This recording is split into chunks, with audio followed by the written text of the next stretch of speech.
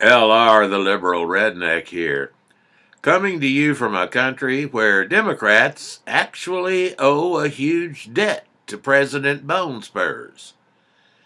In 2010, the head of the RNC, Michael Steele, engineered one of the greatest political turnarounds in modern political history.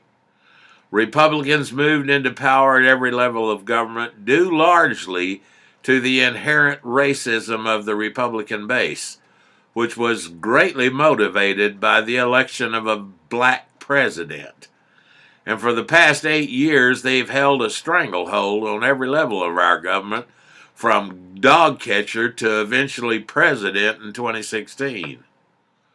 Right now, they control all three branches of our national government: executive, legislative, and judicial. Even though the judicial branch is theoretically supposed to be nonpartisan, our leaders have denied an appointment to the court by President Obama and instead loaded the court with ultra-conservative hardliners, culminating with the particularly egregious appointment of the Yale drunk Brett Kavanaugh. Nothing seemed to galvanize Democrats until we got our new president. Democrats have always had greater numbers than Republicans, but Republicans have been much better voters in recent years.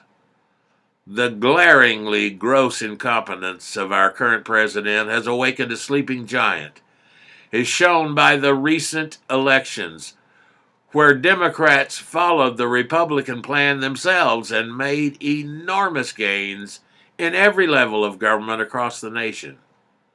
It was by no means an individual effort, but an effort by millions fed up with what our government has become.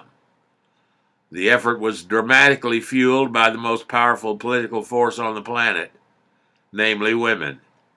Starting with the largest political protest in the history of the world during the president's inauguration, and culminating with the take-back of the House of Representatives. Women led the way, and over 100 will be taking the oath of office in Washington, D.C. come January. Men followed their leadership and rode their coattails to victory around the country as well. Most of all, Democratic voters got off their butts and went to the polls in record numbers for a midterm election.